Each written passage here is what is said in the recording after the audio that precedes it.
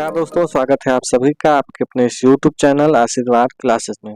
दोस्तों, कैसे हैं आप लोग? उम्मीद करता हूँ आप लोग स्वस्थ होंगे, मस्त होंगे और अपने पढ़ाई में व्यस्त होंगे।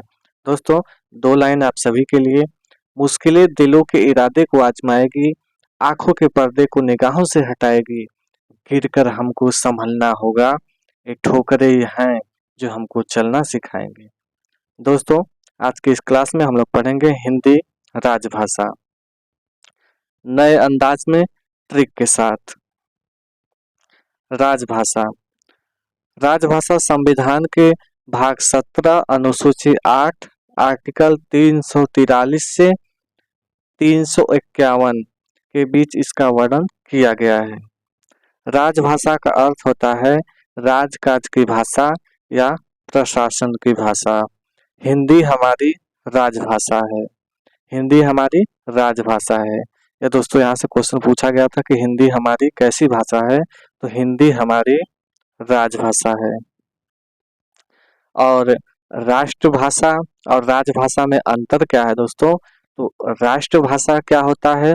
जो पूरे देश में एक ही भाषा बोली जाए उसे राष्ट्रभाषा कहते हैं। जैसे पड़ोसी देश चीन को देख लीजिए, पूरे चीन में एक ही भाषा बोली जाती है, वो है मंदारिन, इसलिए चीन की राष्ट्रभाषा है। और हमारे देश में पूरी तरह से हिंदी नहीं बोली जाती है। हमारे देश में अलग अलग भाषा बोली जाती है, इसलिए हमारे देश की हिंदी राजभाषा है, राष्ट्रभाषा नहीं। हिंदी हमारे देश की कैसी भाषा है? राजभाषा है। हिंदी हमारी राष्ट्रभाषा नहीं है। हिंदी को राजभाषा 14 सितंबर 1949 को घोषित किया गया। 14 सितंबर को हिंदी दिवस मनाया जाता है और 10 जनवरी को विश्व हिंदी दिवस मनाया जाता है। दोस्तों, ये दोनों मोस्ट इम्पॉर्टेंट क्वेश्चन है, यहाँ से पूछा जाता है कि हिंदी दिवस कब मनाया जाता है और विश्व हिंदी दिवस कब मनाया जाता है। तो हिंदी दिवस कब मनाया जाता है तो आप लोग बताएंगे 14 सितंबर को, और विश्व हिंदी दिवस कब मनाया जाता है तो 10 जनवरी को। दोस्तों, 10 जनवरी 1975 को पहला विश्व हिंदी सम्मेलन हुआ था, जो कि नागपुर में हुआ था। आपका पहला विश्व हिंदी सम्मेलन कहाँ हुआ था? नागपुर में हुआ था। उसके बाद 20 फरवरी को अंतर्राष्ट्रीय मातृभाषा दिवस मनाया जाता है। यूपी की राज्य भाषा क्या है? State language. तो यूपी की राज्य भाषा पहले हिंदी थी, पहले हिंदी को अपनाया गया, उसके बाद उर्दू। पहले हिंदी, उसके बाद उर्दू। इसके बाद आपका है, नोट में देखिएगा, पूरे देश में एक ही भाषा बोली जाए तो उसे राष्ट्रभाषा कहते हैं।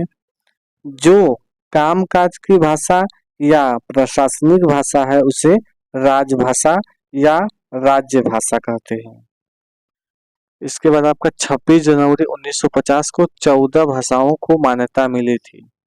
पहला था असमिया, बांग्ला, गुजराती, हिंदी, कन्नड़, कश्मीरी, मलयालम, मराठी, उड़िया, तमिल, तेलुगु, उर्दू, पंजाबी, संस्कृत। वर्तमान में कितनी भाषाएं हैं दोस्तों? वर्तमान में 22 भाषाएं। इसको नोट कर लीजिएगा कि वर्तमान में 22 भाषाएं हैं। 21वां संविधान संशोधन 1967 के तहत आपको यह 15वीं भाषा जोड़ा गया था। कौन था वो? सिंधी था। आपका सिंधी भाषा को जोड़ा गया था। यह 15वां भाषा है आपका। इसके बाद 71वां संविधान संशोधन 1992 में कौन कौन भाषा को जोड़ा गया? नेपाली, मणिपुरी, कोकड़ी। इसको आप लोग ट्रिक से नमक याद रख सकते हैं। नमक, न से हो गया आपका नेपाली, म से हो गया मणिपुरी, क से हो गया कोकड़ी। और 92वां संविधान संशोधन 2003 में, इसमें आपका मैथिली, संथाली, बोडो, डोगरी। इसको यमएस की बीड़ी याद कर सकते हैं, ट्रिक है। यम से हो गया आपका मैथिली, यस से हो गया संथाली, बी से हो गया बोडो और टी से हो गया डोगरी।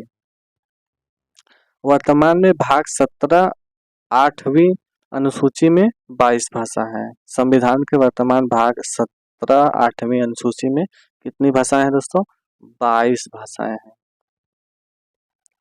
इसके बाद राजभाषा आयोग राजभाषा आयोग का उद्देश्य क्या था? तो इसका उद्देश्य था हिंदी का प्रचार प्रसार करना। यह 7 जून 1955 7 जून 1955 को राजभाषा आयोग बनाया गया। इसके अध्यक्ष थे बाल गंगाधर खैर, राष्ट्रपति थे डॉक्टर राजेंद्र प्रसाद, और इसमें आपका सदस्य थे 20 सदस्य थे और एक अध्यक्ष थे। तो यह हो गए 21 सदस्य। रिपोर्ट कब दिए थे? तो 1956 को। राजभाषा की संवैधानिक स्थिति, आर्टिकल 120 के तहत संविधान में प्रयोग होने वाली भाषा, आर्टिकल 210 के तहत विधान मंडल में प्रयोग होने वाली भाषा, आर्टिकल 343 से 351 के तहत आपका 343 से संघ की राजभाषा हिंदी और लिपि देवनागरी होगी, तथा संविधान में लागू होने के बाद 15 वर्षों तक अंग्रेजी की राजभाषा रहेगी।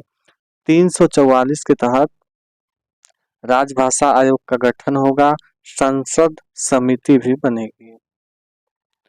इसके बाद आपका है आर्टिकल 345 राज्य की राज्य भाषा। यूपी की राज्य भाषा कौन कौन सी थी? तो पहला था आपका हिंदी, दूसरा था उर्दू। आर्टिकल 346 एक राज्य और दूसरे राज्य के बीच या राज्य और केंद्र के बीच संवाद की भाषा। इसके बाद आपका आर्टिकल 347 है राज्य की विशेष जनसंख्या या किसी विशेष भाग द्वारा बोली जाने वाली भाषा। आर्टिकल 348 के तहत हाई कोर्ट और सुप्रीम कोर्ट की भाषा। एससी से होता है आपका सुप्रीम कोर्ट, एचसी से होता है हाई कोर्ट। एससी से होता है सुप्रीम कोर्ट और एचसी से हाई कोर्ट। आर्टिकल 349 के तहत आपका भाषा के संबंधित कानून लाना या परिवर्तन करना तो राष्ट्रपति से मंजूरी लेनी होगी। यदि आपको कानून लाना है या फिर परिवर्तन करना है तो राष्ट्रपति से मंजूरी लेनी होगी। ये आपका संविधान के आर्टिकल 349 के तहत कहा गया है। इसके बाद आपका है आर्टिकल 350 याचिका कोई भी भाषा में दे सकता है। आर्टिकल 351 हिंदी भाषा के विकास के निर्देश दिए गए हैं। किसमें? आर्टिकल 351 में। आज के लिए बस इतना ही दोस्तों। यदि आप चैनल पर नए हैं तो प्लीज चैनल को सब्सक्राइब करें। वीडियो देखने के लिए आपका धन्यवाद। वीडियो अच्छा लगा हो तो प्लीज वीडियो को लाइक, शेयर एंड चैनल को सब्सक्राइब करें। कमेंट बॉक्स में आप लोग जरूर बताइए कि वीडियो आपको कैसा लगा। आज के इस वीडियो में बस इतना ही। मिलते हैं नेक्स्ट वीडियो में, तब तक के लिए धन्यवाद।